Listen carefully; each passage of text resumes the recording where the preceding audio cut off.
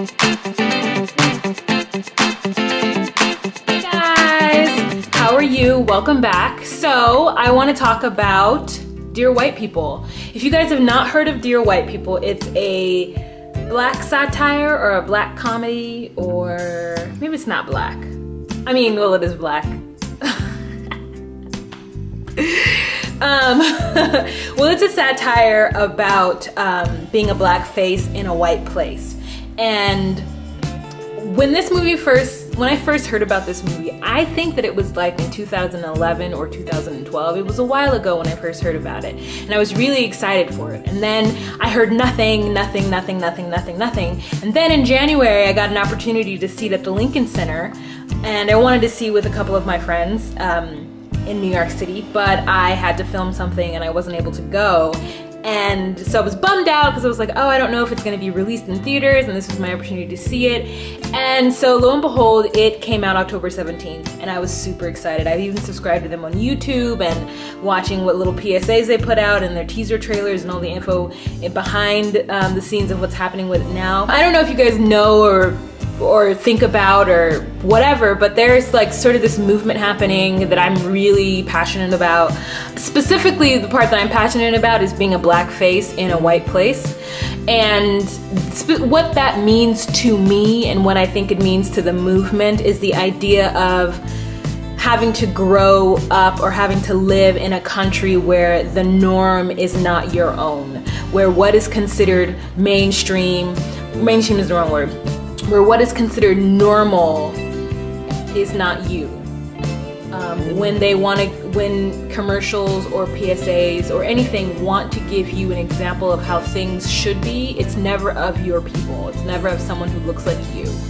And now it's changing, definitely, don't get me wrong, with the commercials that have the interracial couple, with their Cheerios commercial that has an interracial couple with a little black baby, and with the little biracial child and different things like that. It's changing the way, it's changing what media is showing us as normal. It's now, television is now starting to be more diverse in a non-segregated manner than it was before. I mean, because in the early 90s, yes, we did have black shows, we had black movies, we had all these things, but they were black shows, right? The Cosby Show was one of those shows that kind of crossed over to where it wasn't just a black show, it was an American show, but it definitely was a black show, don't get me wrong. We're now starting to get media and television and film where it's a mix, where the black guy isn't always a certain archetype or stereotype of what black men are or have been in media and cinema and television. So, and you know, Asian women and Hispanic men and on all these things, like we're starting to get more diversity, but it's happening at a slow rate, glacial pace, but it's happening. And it's exciting, and you know, this word of sort of white privilege and what that means and that being thrown around. And so this movie, Dear White People, is basically a giant PSA. Behaviors and customs and different things that people of color have had to deal with when they're living in a world that does not cater to them. They're living in a country that does not represent them in a fair light. So the premise of the movie is basically students of color, predominantly the black students, that go to a Ivy League school. And just the friction and the different things that happen on this campus.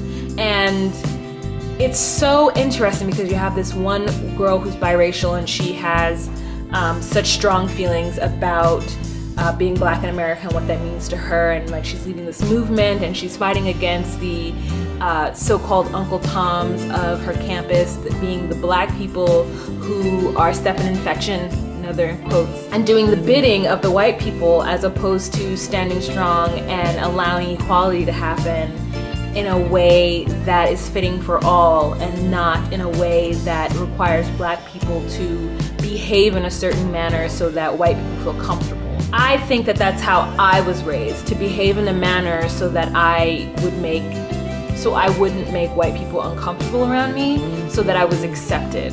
And whether or not my parents would agree to that, I think that is what I took out of the lessons that I was taught on how to behave in public, specifically when being around a mixed group of people. how to behave in public as a Black child or woman when I am around non-Black people. Also, the movie touches a bit on the struggle that is happening within the Black community. The struggle between the bougie, or the ones who think they're better, or the ones who don't fully embrace their Blackness, whatever that means. And just the different things. There's a lot of different characters, a lot of different types of Black characters in this movie. There's different types of white characters in this movie, but mainly it's just the social commentary on what's happening here and now in our cultures and society, and I love it. It was a great movie, and it was different than what I thought it was going to be. I thought it was going to be a little bit more dark, and I thought it was going to be, no pun intended, I thought it was going to be a little more aggressive. And maybe because some of the teaser trailers probably showed the most aggressive things about the movie, but that's not what ended up happening. The story evolved. It had some LGBT issues, which I think that the gay and lesbian community will not feel as though it is enough, but hey, let's fight one battle at a time. And but it was really refreshing. It was a great movie. I mean, they even spoke on things, you know, the guilt of Ivy League Black students some of them may have by going to an Ivy League school and not a historically Black school. So it was just really, really interesting. And I really like the movie, and I think you should go see it. It's out limited right now. It's a limited release. I hear as of October 24th, the release is going to go wider, so you may see it in your town. Probably not in your local movie theater. Maybe if you're not in the major city, you won't be able to see it. So I had to drive an hour into Los Angeles to see it. So it's not like in, you know, Regal or AMC yet. New York City, it's in Times Square, so you can go see it there. But I don't know where else it's released. But it is going to be released on a more global scale. So, if you're still in a small town, you still might have to drive in to see it. It's not everybody's cup of tea. It's definitely an independent film, but it does bring up some issues that are still prevalent to this day. I mean, there are a lot of people out there who feel like because you talk about race, you're a racist, or if you continue to talk about race, then you're the one who's the part of the problem, and that there is no race issue, and that there is no such thing as white privilege, and there is no blah blah blah, you know, all these things that they're denying, that people deny exist, and they very much do exist. Because they don't exist to you and your world, that doesn't mean they don't exist in general. And so I think this movie does a good job of touching on it. And I hope that there are more movies out there like it in the future. I hope that it is a dialogue that people are open to discussing. I have a friend who I have been trying to convince for the better part of 2014 that white privilege does exist. He is a white male from an all-white Pennsylvania small town, and he is the first in his family to graduate from college. So he grew up relatively poor.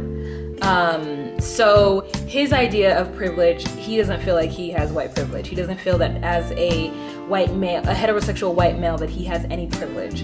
And I had to, like, you know, there's this great list that I found on Wikipedia that I broke it down for him, but even then he still didn't want to admit to it. He still couldn't do it because he felt like he didn't have any, that his life was still difficult and still hard. And I'm not saying his life wasn't difficult and still hard. I'm just saying that there are certain things that he doesn't have to teach his kids. So that they don't get shot by the police. And a lot of people, you know, would argue with me there. Well, if, you know, they weren't acting suspicious, then they wouldn't have gotten shot by the police. And I said, because you're acting suspicious, that doesn't mean you need to get shot. Black men's lives are not any less valuable than white men's lives. And black poor men and white poor men probably commit the same crimes. But black men just get shot and killed because they're not valued. So, and that's a reality. That is a reality that we face, and if you are someone who's following the news and Facebook and all these things, about all this police action that's happening in this world, is a reality. It may not be part of your reality, it may not be 50% of the reality, but it is a reality in this world, that something that needs to be stopped and something that needs to be handled. And so this movie just was kind of it was a great movie. I loved it. Like I said, I do think there's, you know, they could have gone a little harder there. And I'm somebody who is often a black face in a white place. I went to college, I think I wasn't the only black kid in my college department, but I was one of 3. And at some point I was one of 2. And I am, because of that's been my legacy. I was in elementary school, I was the only black kid in my class except for usually one other boy, and he was like bad, so I had to be the good black kid in the class. I had to represent and not be this negative stereotype that I thought that he was portraying. The issue is that I don't know what his home life was. I don't know if his home life was stressful. I don't know his life. I know that my life wasn't obviously what his was, and that my parents taught me that I couldn't go to school and act a bloody fool, and so I didn't. I went to school and I just sat there and I did my lessons and I said yes ma'am and I said no ma'am, and I tried to represent my people in the best of my ability.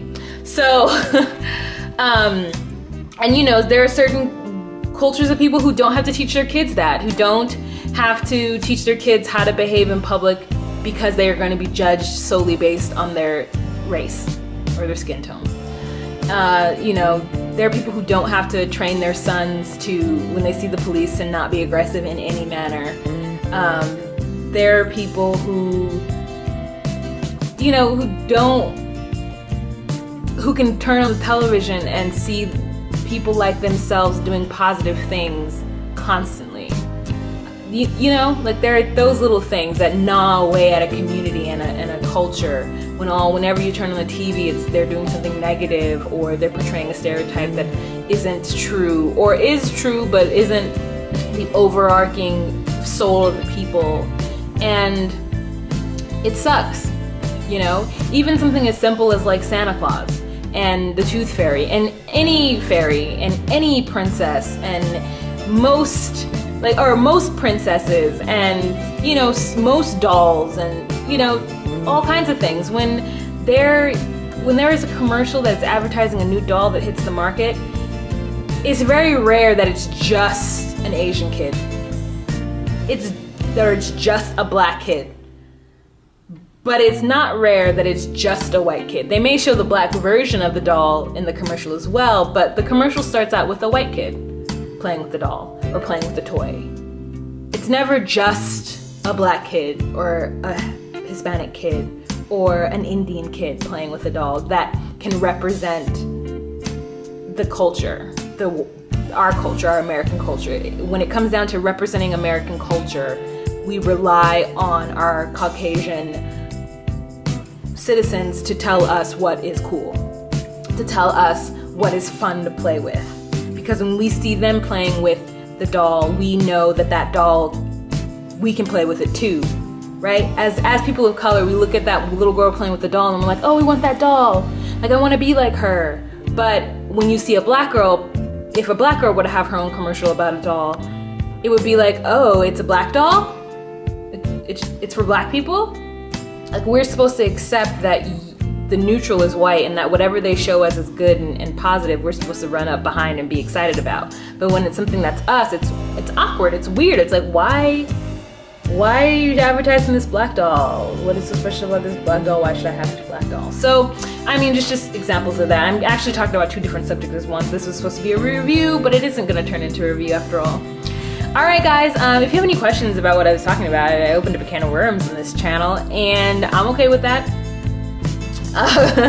So go see the movie if you can.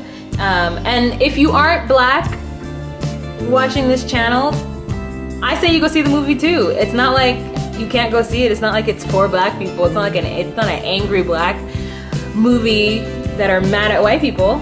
It's just a movie that shows you a different side of maybe how some other people are feeling. Thanks guys so much. Have a fantastic day. Bye.